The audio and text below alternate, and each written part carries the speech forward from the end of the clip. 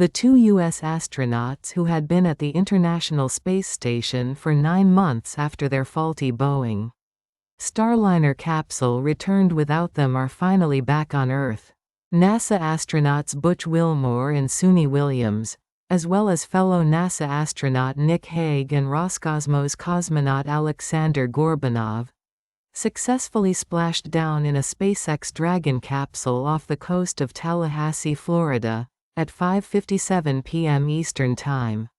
Splashdowns, or water landings, are simpler for returning to Earth.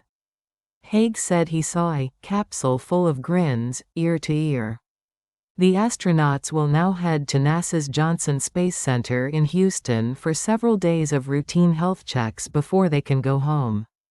Wilmore and Williams left Earth in June on a test flight that was originally intended to last about 9 days.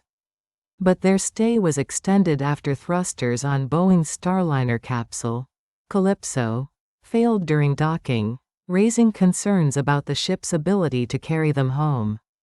NASA ultimately sent the capsule back empty after it was docked for about 3 months at the space station, saying it wanted to further understand the root causes of the spacecraft's issues. NASA also announced that Wilmore and Williams, who are both veteran astronauts and retired Navy test pilots, would return on a SpaceX Dragon spacecraft instead. The agency adjusted its rotation of astronauts as a result, removing 2 people from SpaceX's Crew 9 mission, which is returning to Earth this week, to make room for Wilmore and Williams. That capsule carrying the 2 people on Crew 9 arrived at the ISS back in September. Crews rotate on the ISS, which means that each group of astronauts works until the next arrives at the space station, when a ceremonial handover occurs. NASA had originally planned for SpaceX's Crew 10 mission, which needed to arrive before the Crew 9 members could come back down, to launch in February, but it was delayed by about a month. The rocket carrying the 4 new crew members launched on Friday evening, and its capsule docked at the space station about 29 hours later. The Starliner crew flight test was supposed to check a final box for Boeing and deliver a key asset for NASA.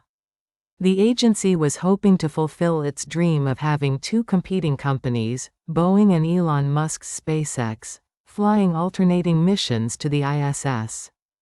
Instead, it's unclear what Boeing's future crewed space plans are. The company has lost more than $2 billion on its Starliner spacecraft. Boeing, all the way up to their new CEO Kelly Ortberg, has been committed to Starliner, Steve Stitch, manager of NASA's Commercial Crew Program, said in a press briefing Tuesday evening. I can see that in the way they're approaching the solution to their problems. I see them being very committed. NASA officials in the briefing reiterated that Starliner needs to undergo more testing and left the option open that its next flight could be uncrewed. Wilmore and Williams's journey became entangled in politics once President Donald Trump took office. Trump and Musk, who has become a close advisor to the president, urged a quicker Crew 10 launch and said without evidence that the 2 astronauts were stranded on the space station and that the Biden administration had kept them up there for political reasons. NASA had delayed the Crew 10 launch in December to allow more time to process a new Dragon capsule, but decided to use a reusable capsule to cut down on wait time. NASA's plans for returning the 2 astronauts have remained consistent since the agency announced them in August.